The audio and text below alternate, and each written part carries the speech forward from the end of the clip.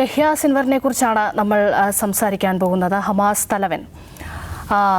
ഇപ്പോൾ ആ പേര് പറയാൻ കാരണം കഴിഞ്ഞ ദിവസമുണ്ടായ US സുരക്ഷാ ഉപദേഷ്ടാവിൽ നിന്നുണ്ടായ ഒരു പ്രസ്താവനയാണ്. അദ്ദേഹം പത്രസമ്മേളനത്തിൽ പറഞ്ഞത് സിൻവറിൻ്റെ നാളുകൾ എണ്ണപ്പെട്ട് കഴിഞ്ഞു എന്നുള്ളതാണ്. ഇസ്രയേലിന് അദ്ദേഹത്തോടുള്ള വൈരാഗ്യം എത്രത്തോളമാണ്, എത്രയും പെട്ടെന്ന് അദ്ദേഹത്തെ ഇല്ലാതാക്കാനുള്ള എല്ലാ നീക്കങ്ങളും നടത്തിക്കൊണ്ടിരിക്കുകയാണ്. പക്ഷേ ഇസ്രയേലിന് വലിയ വെല്ലുവിളി ഉയർത്തിക്കൊണ്ട് വളരെ തന്ത്രപരമായ നീക്കങ്ങളാണ് ഹമാസിൻ്റെ നേതൃത്വ സ്ഥാനത്ത് അദ്ദേഹം വന്നത് മുതൽ ഉണ്ടായിക്കൊണ്ടിരിക്കുന്നത്.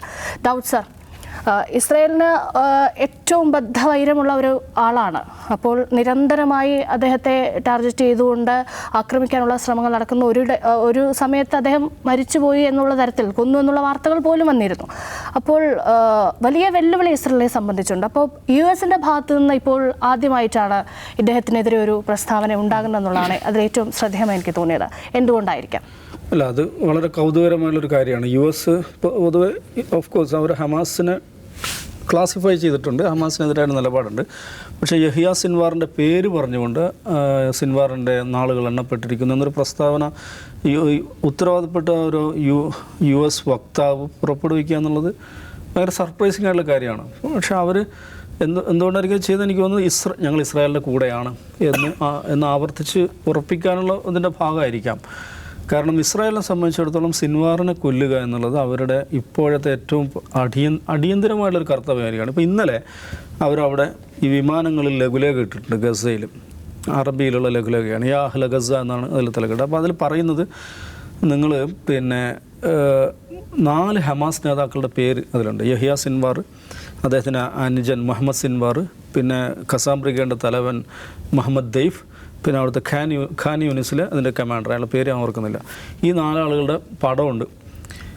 ഇവരെ വേറെ ബോട്ട്സ് പറഞ്ഞു തന്നിട്ടുണ്ടെങ്കിൽ പിന്നെ സിൻവാറിൻ്റെ വേറെ ബോട്ട്സിന് $10 ലക്ഷം, മുഹമ്മദ് സിൻവാറിൻ്റെ പറഞ്ഞു തന്നിട്ടുണ്ടെങ്കിൽ $4 ലക്ഷം, ദെയ്ഫിൻ്റെത് $5 ലക്ഷം. ഇങ്ങനെ ഓരോ ആളുകളുടെയും വേറെ ബോട്ട്സ് പറഞ്ഞു തന്നാൽ ഇത്ര തുക തരും എന്നറിയിച്ചുകൊണ്ടുള്ള ഒരു ലഘുലേഖയാണ്. ലക്ഷക്കണക്കിന് ലഘുലേഖയാണ് ഇട്ടിരിക്കുന്നത്. അപ്പോൾ അതിൽ അവർ പറയുന്നുണ്ട്, നിങ്ങൾ പറഞ്ഞു തരുന്നതാണ് നല്ലത്, നിങ്ങൾക്ക് പൈസയും കിട്ടും, ഗസ ശാന്തമാകും. ഹമാസാണ് ഇപ്പോൾ ഒന്നും ചെയ്യാൻ പറ്റാത്ത, അവർക്കൊരു എഗ് ഫ്രൈ ഉണ്ടാക്കാൻ പോലും പറ്റുന്നില്ല, ആ അവസ്ഥയിലാണ് ഹമാസ് എന്ന്. അപ്പോൾ അതിനോട് ഹമാസിൻ്റെ നേതാവ് പ്രതികരിച്ചിട്ടുണ്ട്, നിങ്ങൾ പറഞ്ഞത് ശരിയാണ്, ഞങ്ങളിപ്പോൾ എഗ് ഫ്രൈ ഉണ്ടാക്കുന്നില്ല, ഞങ്ങളിപ്പോൾ മെർക്കേവ ഗ്രില്ലാണ് ഉണ്ടാക്കിക്കൊണ്ടിരിക്കുന്നത് എന്നാണ് ഇങ്ങനെ ഇസ്സത്ത് റിഷ്ക് എന്ന് പറഞ്ഞിട്ട് ഹമാസ് നേതാവ് പ്രതികരിച്ചത്. ടാങ്കാണത്, ടാങ്ക്, ഇസ്രായേലിൻ്റെ ടാങ്കുകൾ. അവരതിനെക്കുറിച്ച് പറയുന്നത്, ഇസ്രായേൽ ഈ ടാങ്കുകൾ കത്തിച്ചതിൻ്റെ ചിത്രം ഇട്ടിട്ട് അബു ഉബൈദ ബാർബിക്യൂ എന്ന് പറഞ്ഞിട്ട് അവർ പോസ്റ്റർ ഇറക്കിയിട്ടുണ്ടായിരുന്നു. ഈ ആളുകളെ, ഹമാസ് നേതാക്കളെ അല്ലെങ്കിൽ ഫലസ്തീനി നേതാക്കളെ കൊല്ലുക എന്നുള്ളത് ഇസ്രായേൽ തുടക്കം മുതലേ അവരുടെ ഒരു ശൈലി സ്വീകരിച്ചിട്ടുണ്ട്. അതിൻ്റെ ചരിത്രം നമ്മൾ പരിശോധിച്ചാൽ ശരിക്കും ഒരു സിനിമാ കഥ പോലെ ഉണ്ടാവും അതിന്. പക്ഷെ അതിൽ പൊതുവായ 2 ഘടകങ്ങളുണ്ട്. ഒന്നെന്താണെന്ന് വെച്ചിട്ടുണ്ടെങ്കിൽ, ഒരിക്കൽ പോലും ഇസ്രായേലിന് ഒരു യുദ്ധസമയത്ത് ഉന്നത ഫലസ്തീനി നേതാക്കളെ കൊല്ലാൻ പറ്റിയിട്ടില്ല എന്നുള്ളതാണ്. കൊന്നതൊക്കെയും നമ്മൾ എന്താ പറയുക, ടാർഗറ്റഡ് അസാസിനേഷൻ എന്ന് പറയില്ലേ, ഈ പിന്നാലെ പോയി പിടികൂടി കൊല്ലുക എന്ന് പറയുന്നത്, അത് സമാധാന കാലത്താണ്. അത് ഫലസ്തീനകത്തും ചെയ്തിട്ടുണ്ട്, ഫലസ്തീന് പുറത്തും ചെയ്തിട്ടുണ്ട്. അതിൽ നമ്മൾ അതിൻ്റെ ഒരു ക്രോണോളജി നോക്കുകയാണെങ്കിൽ 1993 അതിൽ ആദ്യത്തെ ഒരു ഹൈ വോള്യൂം അസാസിനേഷൻ നടക്കുന്നത്. ഇമാദ് അഖീൽ എന്ന് പറഞ്ഞിട്ട് ഖസാം ബ്രിഗേഡിൻ്റെ ഒരു നേതാവുണ്ട്. നേതാവെന്ന് പറഞ്ഞാൽ 23 വയസ്സേ ഉള്ളൂ, പക്ഷേ അവരുടെ വളരെ പ്രധാനപ്പെട്ട ഒരാളായിരുന്നു. ഇസ്രായേലിനെ സംബന്ധിച്ചിടത്തോളം മോസ്റ്റ് വാണ്ടഡ് ആയുള്ള ഒരാളായിരുന്നു. ഇസ്രായേൽ അയാളെ വിളിക്കാറുണ്ടായിരുന്നത് ദ ഗോസ്റ്റ് മാൻ എന്നാണ്. കാരണം അങ്ങേര് എല്ലായിടത്തും പിന്നെ വേഷം മാറി പ്രത്യക്ഷപ്പെടും, ഓപ്പറേഷൻസ് നടത്തും. ഒരിക്കൽ ഇസ്രായേലി പാർലമെൻറ്റിൽ ഇമാദ് അഖീലിനെ കുറിച്ചൊരു ചർച്ച നടക്കുകയാണ്. ഏതൊരു MP അയാളെക്കുറിച്ച് സംസാരിക്കും, മറ്റൊരു MP എഴുന്നേറ്റെന്ന് പറയുകയാണ്, നമ്മളിപ്പം വെറുതെ ഇമാദ് അഖീലിനെ കുറിച്ച് പറയേണ്ട, ഒരു പക്ഷേ ചെങ്ങായി ഇവിടെ ഇരിക്കുന്നുണ്ടാവും എന്ന് അവർ അവിടുത്തെ പാർലമെൻറ്റ് പറഞ്ഞു. 93 ഇമാദ് അഖീലിനെ കൊന്നു. പിന്നെ പ്രധാനപ്പെട്ടൊരു കൊലപാതകം നടക്കുന്നത് 95 ഒക്ടോബറിലാണ്. ഫാത്തി ഷക്കാക്കി എന്ന് പറഞ്ഞിട്ട് ഇസ്ലാമിക് ജിഹാദിൻ്റെ നേതാവുണ്ട്. അയാളെ അങ്ങനെ കൊല്ലുന്നത് മാൾട്ടയിൽ വെച്ചാണ്, യൂറോപ്യൻ രാജ്യമായിട്ടുള്ള മാൾട്ടയിൽ വെച്ചിട്ട് ഒരു ഹോട്ടലിൽ, അദ്ദേഹം താമസിക്കുന്ന ഹോട്ടലിൽ കയറി വെടിവെച്ച് കൊല്ലുകയാണ് ചെയ്യുന്നത്. അത് 95 ഒക്ടോബർ ലാസ്റ്റ് വീക്കിലാണ്. അന്ന് ഇസ്രായേലി പ്രധാനമന്ത്രി ഇസാക്ക് റബിനായിരുന്നു. ഇസാക്ക് റബിൻ അന്ന് അതിനോട് പ്രതികരിച്ചത്, ഫത്തി ഷക്കാക്കി കൊല്ലപ്പെട്ടതിൽ എനിക്ക് ദുഃഖമില്ല എന്നാണ് പ്രതികരിച്ചത്. അദ്ദേഹത്തിൻ്റെ സ്റ്റേറ്റ്മെൻറ്റ് അതായിരുന്നു. തൊട്ടടുത്ത ആഴ്ച എന്ത് സംഭവിച്ചു വെച്ചാൽ, ഈ ഇസാക്ക് റബിൻ വെടിയേറ്റ് മരിച്ചു. അവിടുത്തെ ഒരു ജൂത തീവ്രവാദി അങ്ങനെ ഒരു പബ്ലിക് കോൺഫറൻസിൽ പ്രസംഗിച്ചുകൊണ്ടിരിക്കുക വെടിയേറ്റ് മരിച്ചു. അപ്പോൾ അന്ന് ഇസ്ലാമിക് ജിഹാദ് സ്റ്റേറ്റ്മെൻ്റ് ഇറക്കി, ഇസാഖ് റബിൻ കൊല്ലപ്പെട്ടതിൽ ഞങ്ങൾക്കും ദുഃഖമില്ല എന്ന് പറഞ്ഞിട്ട് അങ്ങനെ. പിന്നെ അത് കഴിഞ്ഞിട്ട് പ്രധാനപ്പെട്ട വരുന്ന 96-ൽ യഹിയ അയ്യാഷ് എന്ന് പറഞ്ഞിട്ട് ഇവരുടെ ലീഡർ ഉണ്ടായിരുന്നു, ഖസാം ബ്രിഗേഡിൻ്റെ. ഖസാമിൻ്റെ ബോംബ് മേക്കർ എന്നാണ് അയാൾ അറിയപ്പെടുന്നത്. ഇവർ ഇസ്രായേൽ അയാളെ വിളിച്ചിരുന്നത് എൻജിനീയർ ഫോക്സ് എന്നാണ്, കുറുക്കൻ എൻജിനീയർ എന്നാണ്. കാരണം അവർക്ക് ബോംബ് ഉണ്ടാക്കാനുള്ള മെറ്റീരിയൽസ് ഒന്നും അവിടെ കിട്ടില്ല. അപ്പോൾ ഇവന് ഈ എന്താണ് പിന്നെ നമ്മളെ സോപ്പ് പൊടി അതേമാതിരി വളം ഇതിൽ നിന്നൊക്കെയുള്ള പല സംഗതികൾ എക്സ്ട്രാക്ട് ചെയ്ത് സ്വന്തമായി ബോംബുകൾ വികസിപ്പിച്ചിട്ടുള്ള ഒരാളാണ്. 29-ാം വയസ്സിലാണ് കൊല്ലം. അദ്ദേഹത്തെ കൊല്ലുന്നതെന്ന് വെച്ചിട്ടുണ്ടെങ്കിൽ അദ്ദേഹത്തിനൊരു ബന്ധു വഴിക്ക് ഒരു ഈ മൊസാദ് ഒരു മൊബൈൽ ഫോൺ, ഒരു കോഡ്ലെസ് ഫോൺ ഇങ്ങേർക്ക് സമ്മാനമായിട്ട് കൊടുക്കുന്നു. അപ്പോൾ അതിനകത്ത് പിന്നെ ഇവരൊരു ചെറിയൊരു RDX ഘടിപ്പിച്ചിരുന്നു. അപ്പോൾ ആ ഫോൺ ഉപയോഗിക്കും. ആ ഫോൺ പൊട്ടിത്തെറിച്ചിട്ടാണ് അയ്യാഷ് മരിക്കുന്നത്. അപ്പോൾ അയ്യാഷ് മരിച്ചതിന് ശേഷം അദ്ദേഹത്തിൻ്റെ പേരിൽ അവിടെ റോഡുകളും ജംഗ്ഷനുകളും നിരവധി സ്മാരകങ്ങളും 100,000-ഓളം ആളുകളാണ് അദ്ദേഹത്തിൻ്റെ ഈ മയ്യത്ത് നമസ്കാരത്തിൽ പങ്കെടുത്തത്. ഫലസ്തീനിൽ ഭയങ്കര വീരപരിവേഷമുള്ള ആളാണ്. 96-ൽ അത് നടന്നതിന് ശേഷം പിന്നെ സംഭവിക്കുന്ന പ്രധാനപ്പെട്ട കാര്യം 97-ൽ ഖാലിദ് മിഷൽ, അന്ന് പോളിറ്റ് ബ്യൂറോ മെമ്പറാണ്, ഖാലിദ് മിഷലിനെ ചെവിയിൽ ഈ പോയ്സൺ സ്പ്രേ ചെയ്ത് കൊല്ലാനുള്ള ശ്രമം മൊസാദ് നടത്തുന്നു ഇവിടെ തുർക്കിയിൽ, അമ്മാനിൽ വെച്ച്, ജോർഡനിൽ വെച്ച്. പക്ഷെ അത് പിടിക്കപ്പെടുന്നു. അങ്ങേരുടെ ബോഡി ഗാർഡ്സ് അവർ പിടിക്കുന്നു, മൊസാദ് ഏജന്റുമാർ പിടിക്കുന്നു. അവസാനം ജോർഡൻ രാജാവ് ഇടപെടുന്നു. മൊസാദിൻ്റെ ഏരിയൽ ഷാറിനെ നെതന്യാഹുവിനെ വിളിക്കുന്നു. ഇവർ ആൻറ്റിഡോട്ട് കൊണ്ടുവരുന്നു, അത് കുത്തിവെക്കുന്നു, ഇദ്ദേഹം രക്ഷപ്പെടുന്നു. പക്ഷെ അത് ഇസ്രായേലിൻ്റെ ചരിത്രത്തിലെ ഏറ്റവും വലിയ ബ്ലോ ആയിരുന്നു. എന്താണെന്ന് വെച്ചിട്ടുണ്ടെങ്കിൽ ഈ മൊസാദ് ഏജൻറ്റുമാരെ വിട്ടുതരണമെങ്കിൽ അന്ന് ജയിലുണ്ടായിരുന്ന ഹമാസിൻ്റെ ഫൗണ്ടറുണ്ട് ഷെയ്ഖ് അഹമ്മദ് യാസീനെയും ഫലസ്തീനി തടവുകാരെയും വിട്ടുതരണമെന്ന് ജോർഡൻ രാജാവ് നിർദ്ദേശം വെക്കുന്നു. അങ്ങനെ അദ്ദേഹം 250 വർഷത്തേക്ക് ശിക്ഷിക്കപ്പെട്ട ആളാണ് അഹമ്മദ് യാസീൻ. അദ്ദേഹത്തെ മോചിപ്പിക്കുന്നു. ഇസ്രായേലിൻ്റെ അതിഭയങ്കരമായ തിരിച്ചടി, അതിനെക്കുറിച്ച് ഇദ്ദേഹം പറയും, അന്നത്തെ മൊസാദ് തലവൻ പറയുന്നുണ്ട്, ഈ ഏജൻറ്റുമാരാക്കുമ്പോൾ എൻ്റെ പ്രാർത്ഥന മിഷലിനെ കൊല്ലണമെന്നായിരുന്നു. പക്ഷേ മിഷൻ പരാജയപ്പെട്ടപ്പോൾ എൻ്റെ പ്രാർത്ഥന മിഷലിൻ്റെ ജീവൻ തിരിച്ചു കിട്ടണമെന്നായിരുന്നു. അപ്പോൾ അങ്ങനെ അത്രയും വലിയൊരു മൊസാദിൻ്റെ ചരിത്രത്തിൽ ഏറ്റവും നാണം കെട്ടൊരു ഓപ്പറേഷനായിരുന്നു.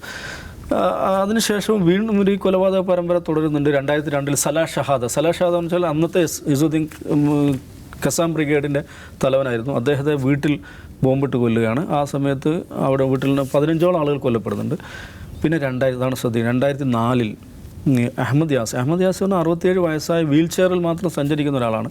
അദ്ദേഹം രാവിലെ പള്ളിയിൽ നിന്ന് നമസ്കരിച്ച് വീൽ ചെയറിൽ വീട്ടിലേക്ക് വരുമ്പോൾ ഒരു ഹെൽ ഫയർ മിസൈൽ അദ്ദേഹത്തെ കൊല്ലാൻ വേണ്ടി മാത്രമായിട്ട് ഇസ്രായേൽ അയക്കുന്നു. അദ്ദേഹം വീൽ ചെയറിൽ മിസൈലേറ്റ് കൊല്ലപ്പെട്ട ലോകത്തെ ഒരേ ഒരു മനുഷ്യൻ അദ്ദേഹമായിരിക്കും.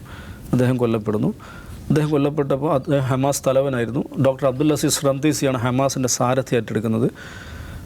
തൊട്ടടുത്ത ആഴ്ച, അത് ഏപ്രിലാണ്, 2004 ഏപ്രിലാണ്, തൊട്ടടുത്ത മാസം റന്തീസിയും കൊല്ലപ്പെടുന്നു. അതിനുശേഷമാണ് ഹമാസിൻ്റെ ഈ അധ്യക്ഷന്മാർ ഗസയ്ക്ക്, ഫലസ്തീന് പുറത്ത് താമസിക്കുക എന്നൊരു തീരുമാനം അവരെടുക്കുന്നത്. അതിനുശേഷമാണ് ഖാലിദ് മിഷൽ ലീഡർഷിപ്പിലേക്ക് വരുന്നത്, നേതൃത്വം ഏറ്റെടുക്കുന്നത്.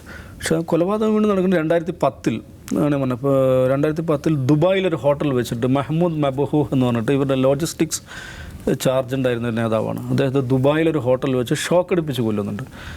2012-ൽ അഹമ്മദ് ജാബരി, ഈ പറയുന്ന ഖസാം ബ്രിഗേഡിൻ്റെ കമാൻഡറായിരുന്നു, അദ്ദേഹത്തെ കൊല്ലുന്നു. ഇങ്ങനെയുള്ള എന്താ പറയുക VIP കൊലപാതകങ്ങൾ, ഈ ടാർഗറ്റഡ് അസാസിനേഷൻസ് ധാരാളം നടത്തിയിട്ടുണ്ട് ഇസ്രായേൽ. അതിൻ്റെ എന്താ പറയുക ഭയങ്കര അപസർപ്പക സ്വഭാവത്തിലുള്ള കഥകൾ ഇഷ്ടം പോലെ സംഗതികളുണ്ട്. ഇപ്പം മിഷാലിൻ്റെ കൊലപാതക ശ്രമത്തെക്കുറിച്ച് തന്നെ ഡോക്യുമെൻ്ററികളുണ്ട്. അത് ഭയങ്കര രസകരമായുള്ള ഡോക്യുമെൻ്ററികൾ.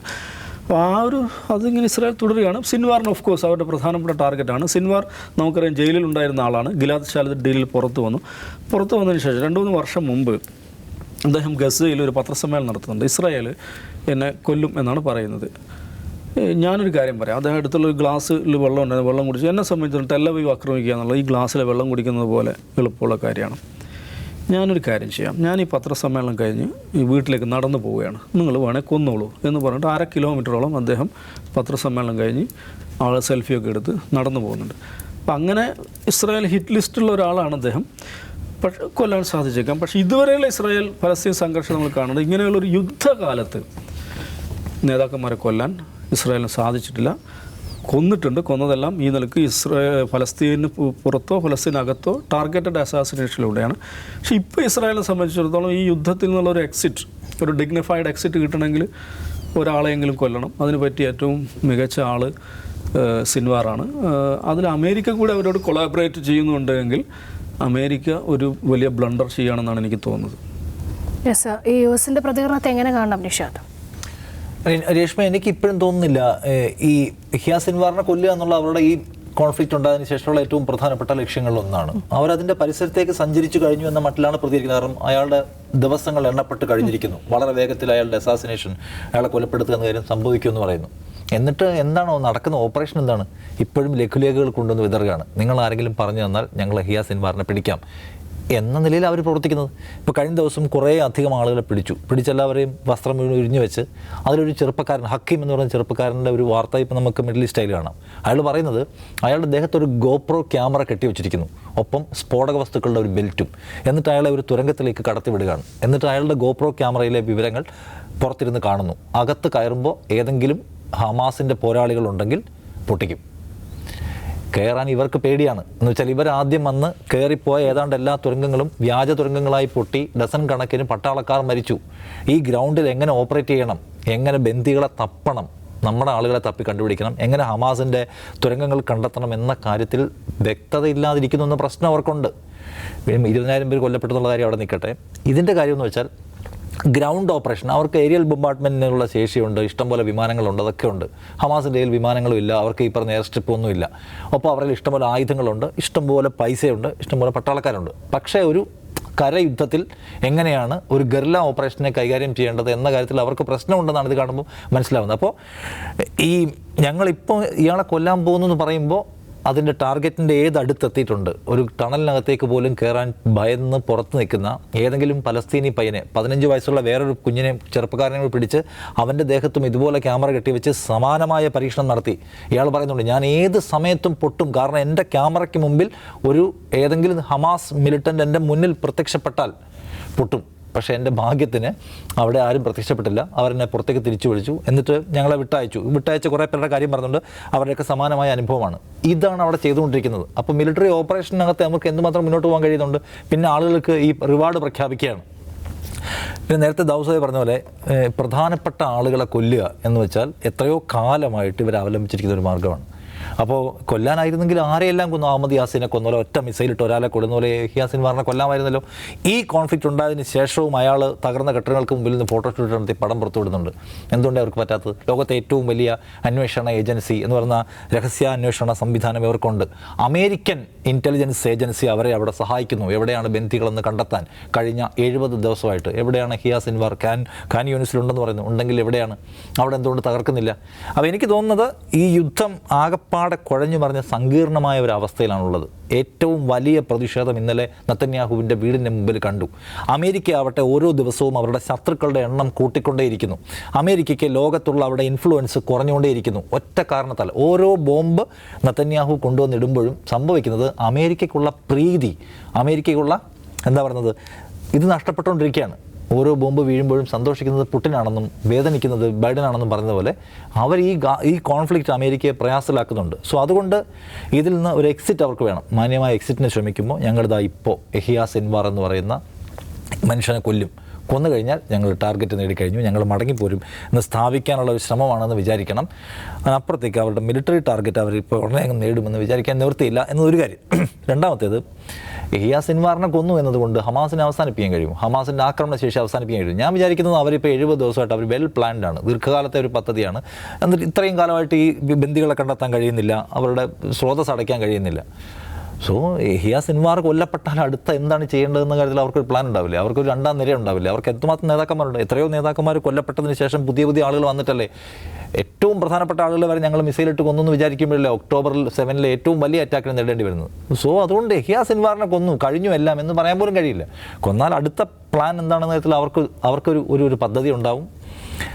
ആത്യന്തികമായി ഹമാസ് എന്ന് പറയുന്നത് ഒരു കേവലമായ ഒരു സംഘടന മാത്രമല്ല, അതൊരു ആശയമാണ് എന്ന സംഗതി അവിടെയുണ്ട്. അതുകൊണ്ട് ഇനിയിപ്പോൾ കൊല്ലപ്പെട്ടേക്കാം, ഇസ്രായേൽ വലിയ സംഗതിയാണ്, ചിലപ്പോൾ ഒരു എല്ലാം കൂടി തകർക്കാനുള്ള ബോംബിട്ട് കഴിഞ്ഞാൽ ചിലപ്പോൾ അയാളും കൊല്ലപ്പെട്ടേക്കാം. പക്ഷേ അതുകൊണ്ട് പ്രശ്നം അവസാനിക്കുന്നില്ല എന്ന് മാത്രമല്ല, എല്ലാം അവസാനിച്ചു എന്നൊരു സ്റ്റേറ്റ്മെൻറ്റ് കൊടുക്കാനും കഴിയില്ലെന്നാണ് എനിക്ക് തോന്നുന്നത്.